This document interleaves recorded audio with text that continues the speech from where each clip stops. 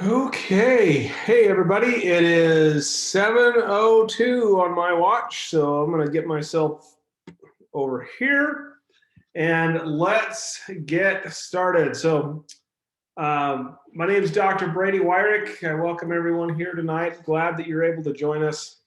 To give you a little bit of background on me, I've been in clinical practice now for about 15 years.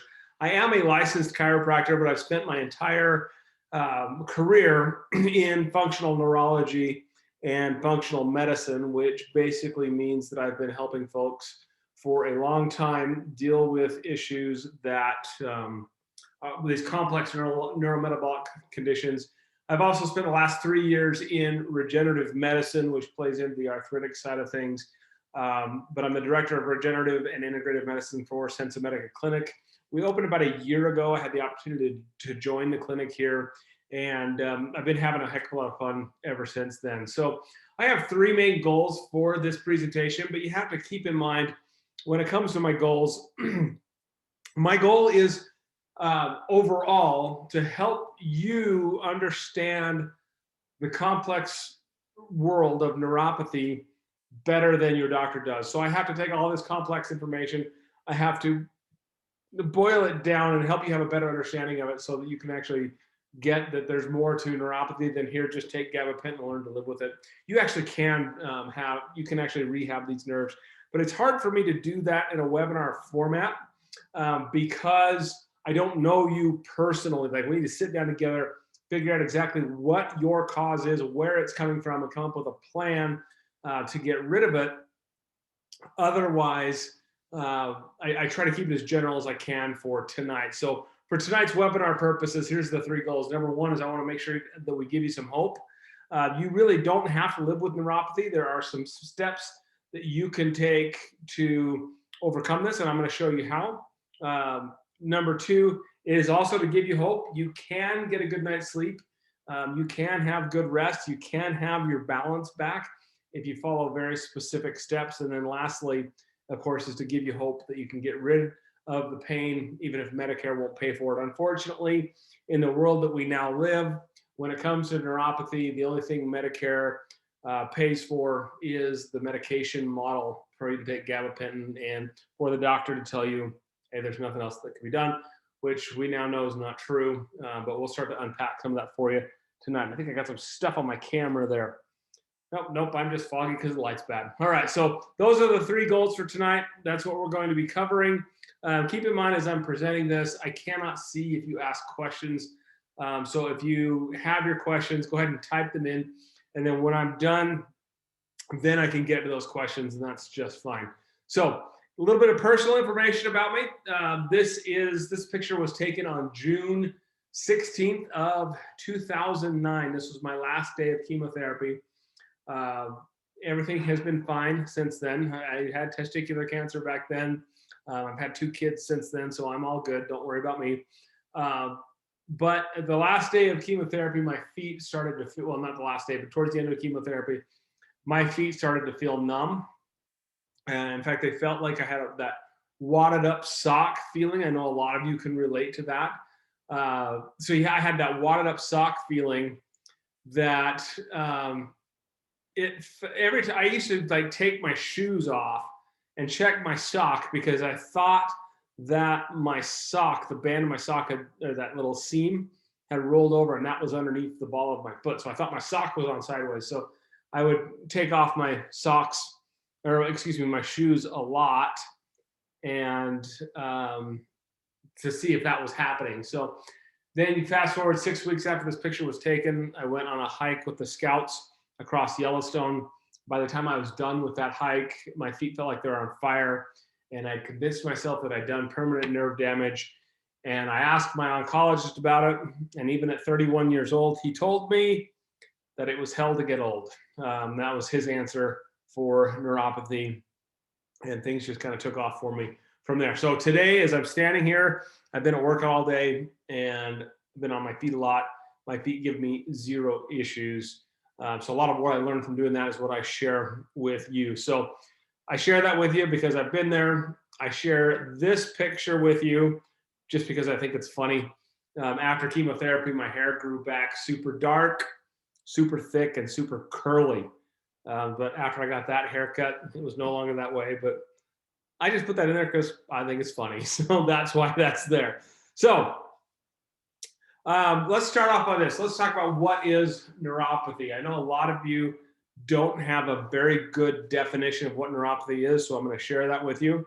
Peripheral neuropathy. So the word peripheral basically means periphery. Okay, so when you're talking about the peripheral nervous system, you're talking about the brain and the spinal cord. That's your central nervous system. Outside of your central nervous system is your peripheral nervous system.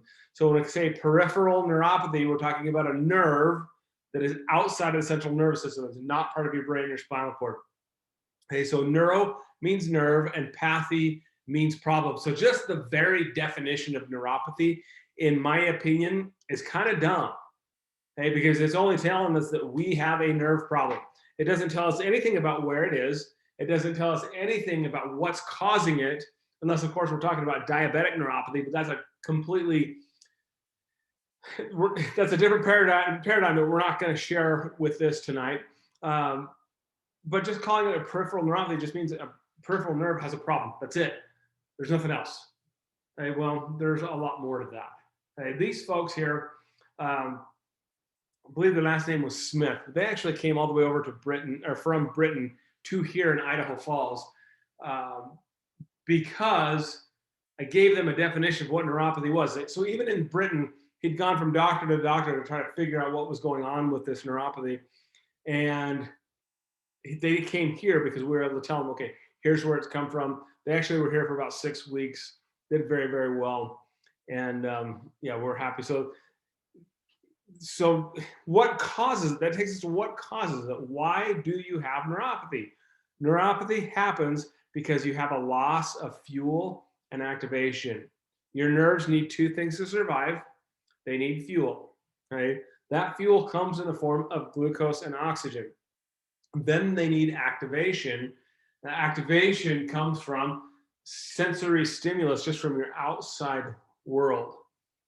Okay, so loss of fuel, glucose and oxygen. If you have some sort of anemia, that anemia is going to decrease the oxygen going to those cells, and you develop neuropathy. Okay, if you have a blood sugar issue, too much blood sugar causes inflammation, causes lack of blood flow. You lose that fuel going to the nerves, and we have to break that down. Okay, so there's basically 3 different types of neuropathy.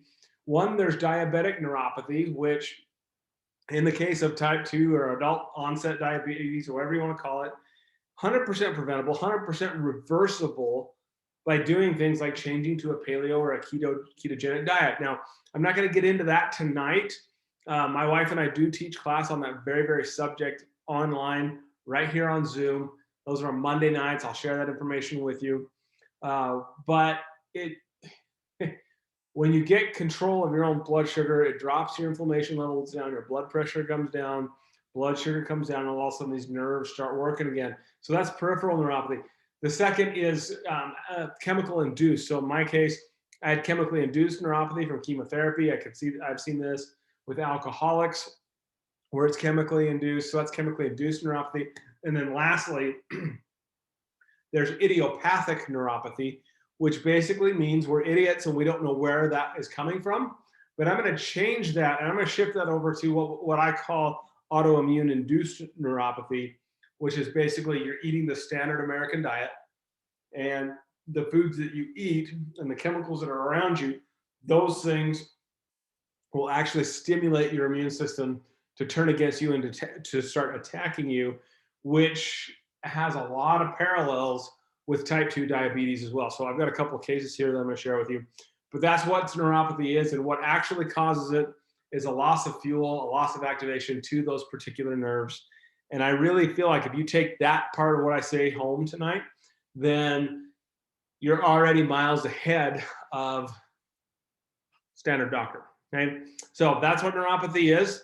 So let's get into the part of the 3 parts of this. The hope that you don't have to live with neuropathy. And I'm just going to, what I'll do is just share stories about 3 other patients that we've seen.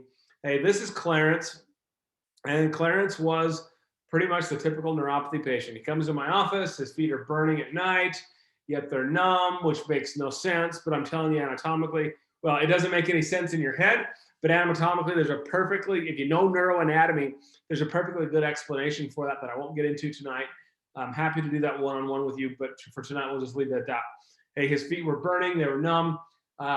He fell into that category of someone when they lay down at night, their feet feel like they're on fire. I believe he was one of the ones that couldn't have the sheets touching his feet because his neuropathy was so bad. His blood sugar was an issue. His weight was an issue, and we could keep going on. But needless to say, Clarence followed the recommendations that we gave him. And because of that, he all of a sudden started losing all this weight. His medication levels, he was able to get off a lot of his medications. And back then I couldn't tell people to take their drugs, not take their drugs. I still can't, but we do have a medical team now that can help us with that, which is very, very helpful. But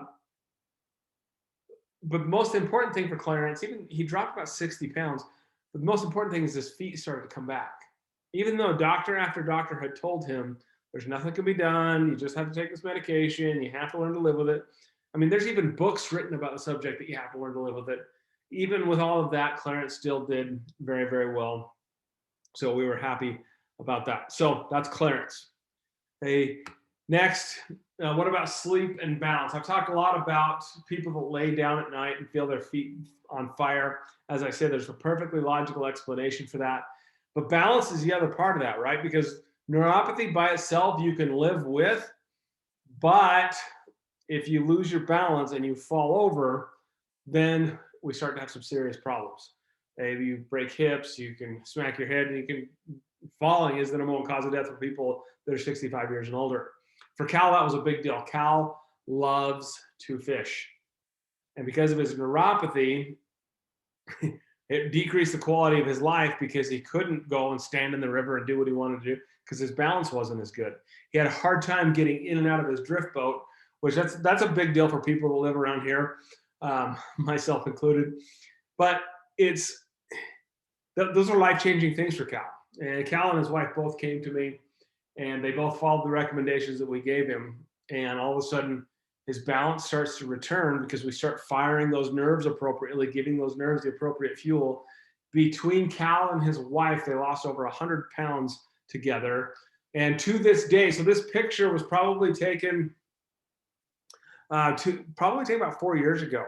And to this day, Cal is still doing very, very well. So even if you have issues with your sleep and your balance because of neuropathy, there are still things that you can do if you get these things going in the right direction, which lastly takes us to Chris. I'm going to quote my good friend, Dr. Andy Barlow here. He says, we will either find a way or we will make one. When we kind of had to apply this principle when it comes to neuropathy, because as I said, Medicare, their standard of care for neuropathy is take gabapentin. They don't really pay for much else other than that. Okay, so that was a big deal for Chris. So Chris was he is a Marine, and he was a state trooper for many, many years. And when he got to me, his pain was so bad that he was taking the maximum amount of narcotics that he possibly could. His financial situation wasn't the greatest, so we had to find a way to make this work for him, and we did that. And by the time we were done, he was done taking, he got off all of his narcotics and was finally able to actually enjoy some retirement because the pain level, we got rid of the pain levels. And we just did that by simply changing the fuel and changing the activation, going to those nerves, all based on this principle called plasticity, which basically means if you exercise a nerve, you can make it stronger. If you don't exercise it, then you're going to lose it. That's how we started getting control of Chris's pain. So last thing I got for you tonight is what do I do now? To do now is go ahead and schedule an exam. Hey, we need to sit down together. I want you to meet my team. We need to sit down, go through a medical history, review any imaging, and review any other findings that we see so we can figure out exactly what the issue is with your particular neuropathy. We like to do gait and balance analysis because we want to see how you're walking. We want to see if there's balance issues that we can negate in the beginning while those nerves are coming back. So we do that. And then we want to make sure that you have crystal clear recommendations. Now, whoops, everything up to, so the exam portion of this, when you come into the office, you're going to meet with our nurse practitioner, you're going to meet with me. Everything that we've talked to from here is actually covered by Medicare and insurance. Okay, it's not until we start actually taking action. And I have a thing about, you're not going to spend a dime in my office until you know exactly what to expect. I fully live by that. So the thing to do now is to call Stacy. This is Stacy here on the left. The number to the office is 417-7925. Even if you call tonight and leave a message, she better not answer her phone. It's 7:18. She better be enjoying her family. But call tonight, leave a message. She'll get back to you and she'll get you on her schedule as soon as we can. It's these nerves, there is very much a tipping point that if we let them go too long, they go beyond that, they go beyond that point of no return where there may be nothing else that we can do. So I'm going to strongly encourage that you call her, 417-7925, and what I will do tomorrow is I will take this recording and I will email it out to you again with that number. But go ahead and call her. Let's get you on the schedule, and we will see what we need to do to get you going on the right path. So I'm going to hit that. We're going to stop the share. I don't see that any questions have come through. So I'm going to say good night. I've got some basketball to go. I'm going to go watch my son play basketball. So thank you for being here. You're very much appreciated. And we will see you guys on the next webinar. Thank you. Have a good night.